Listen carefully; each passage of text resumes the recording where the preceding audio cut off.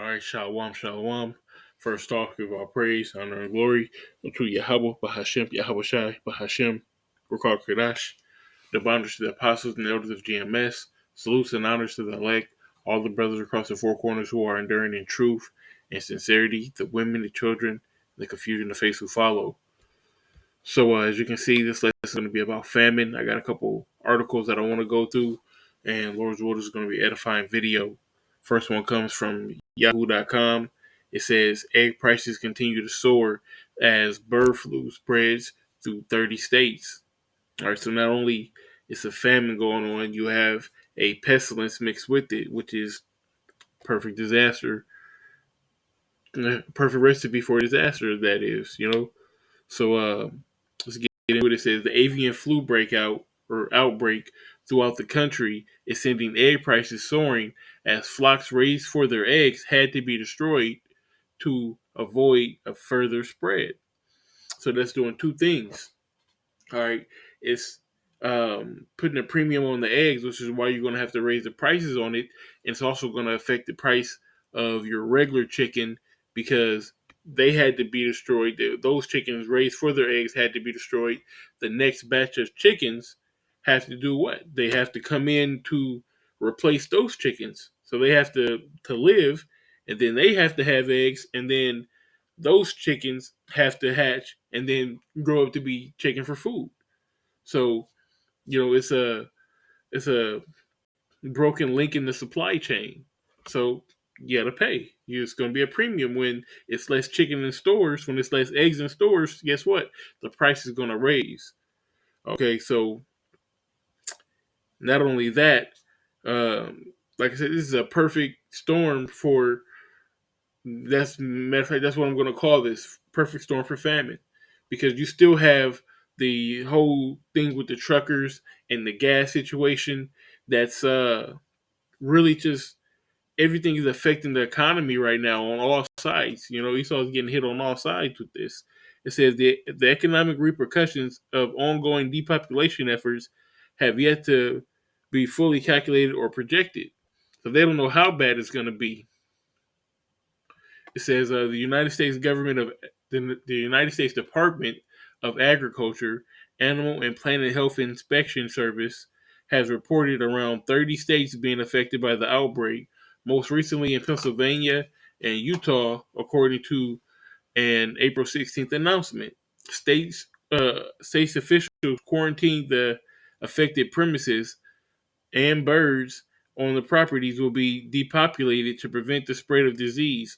Birds from the flocks will not enter into the food system, says the USDA. But you really don't know that. You can try to get a hold of it, but knowing this devil, he may let a couple people go just to get that out there so that they can be another scare. We don't know. Hey, you can't put nothing past this devil. We know in part, we prophesy in part. Is it a possibility? Yes. Is it going to happen? Only time will tell. Can the bird flu transmutate from birds and go into another animal? That's a possibility. You know, you never know with this devil. He puts things out there aforetime so that he can then capitalize off of them. You know, later on down the road. It says, well, no cases have been reported among people in the U.S. so far. There you go. It says, and the risk of public health is low. According to the Center for Disease Control and Prevention, NBC reported that the outbreak is affecting consumer lives in the form of rising eggs and poultry prices. For example, the average weekly price for eggs, for large eggs, is up 44% compared with this time last year, per the USDA, NBC noted. And then you got the value of the dollar decreasing, so that's raising up prices.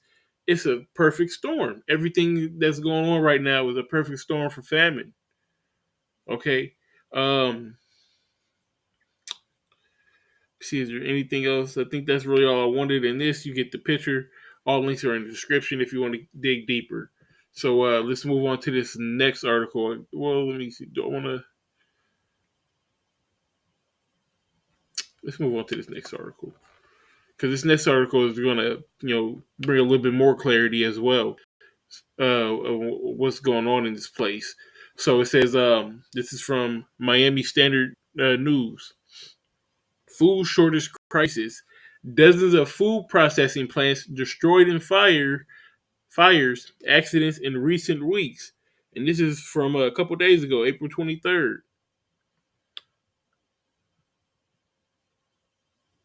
All right, I guess it was a fiery plane crash at a food mill. Okay, it says dozens of food processing plants and warehouses have been destroyed by fires, plane crashes, and other circumstances. Other curious accidents in recent weeks, representing a disturbing trend that falls outside of the realm of coincidence. So, what does that mean?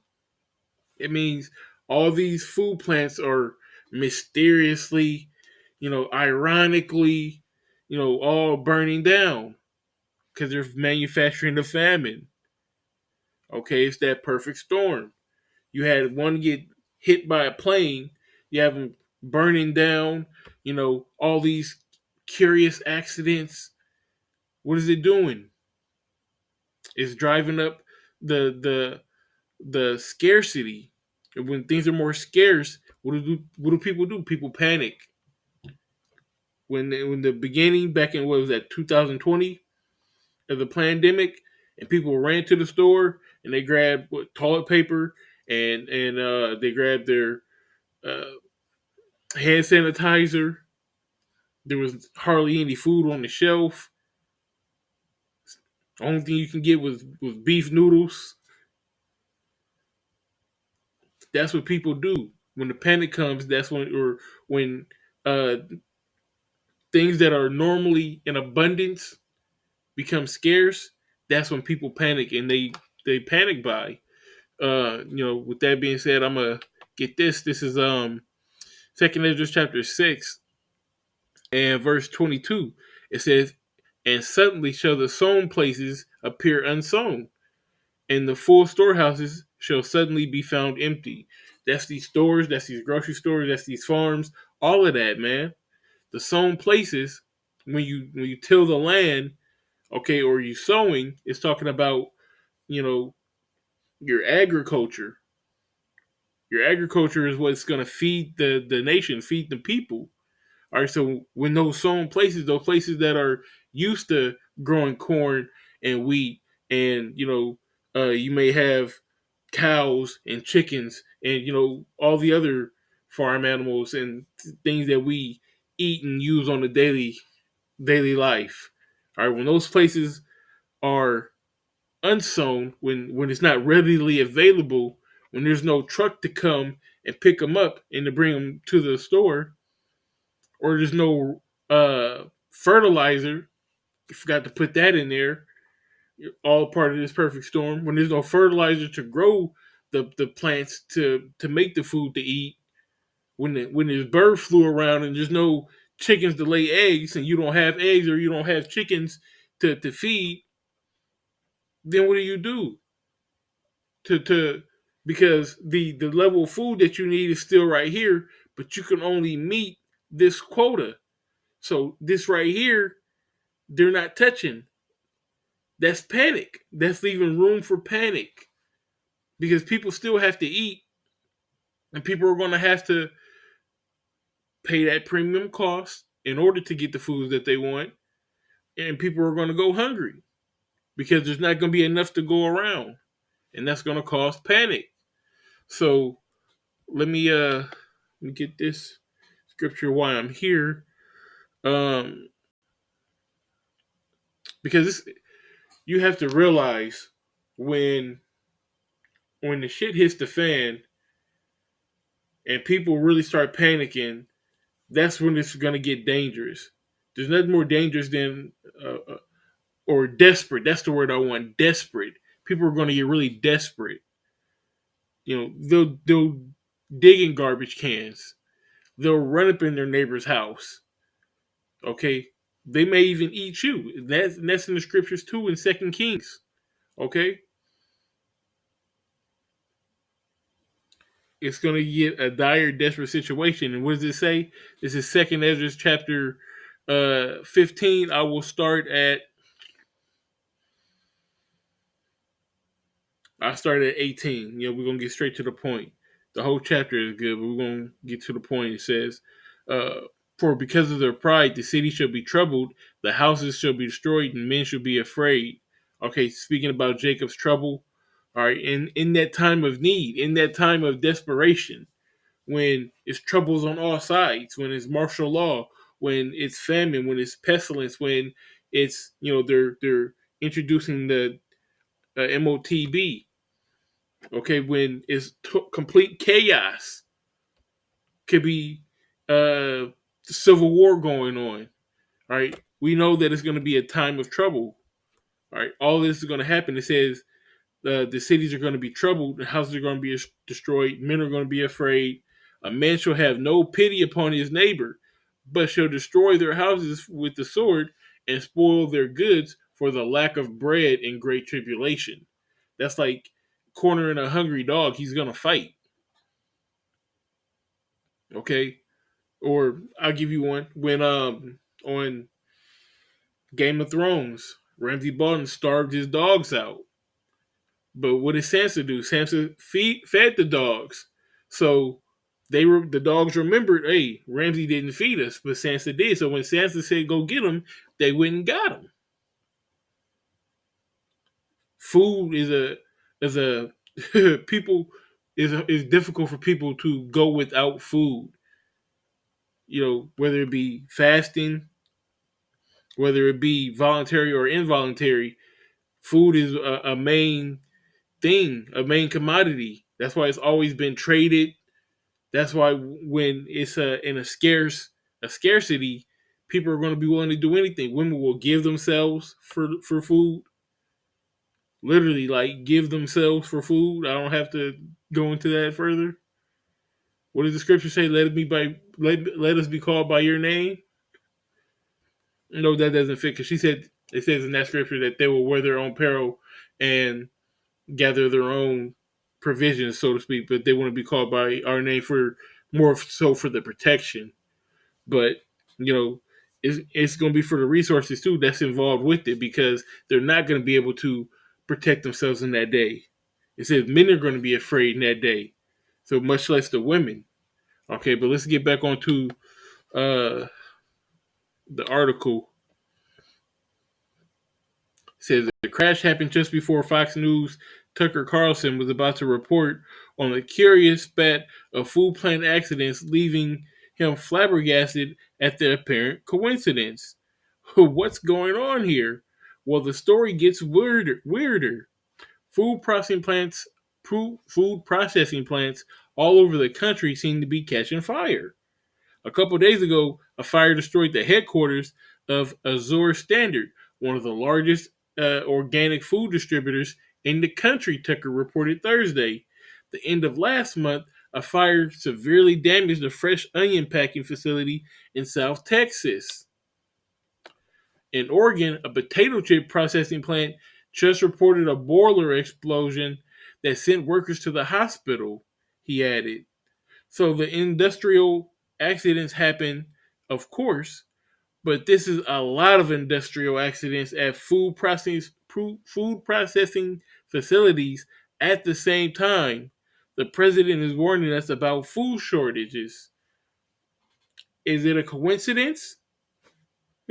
I think not. It's a manufactured famine. Like I said, going on with everything else, with the eggs, going on with the gas, with the truckers, with the fertilizer. It's the perfect storm. And there's no worse way to die than of famine, starving to death. Your body literally consuming itself until there's nothing left. There's no more energy to be consumed.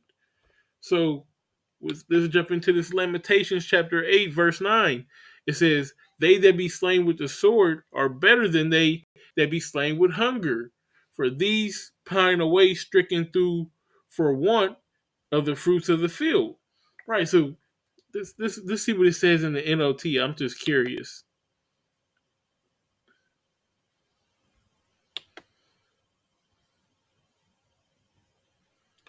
It says, those killed with the sword are better off than those who die of hunger, starving.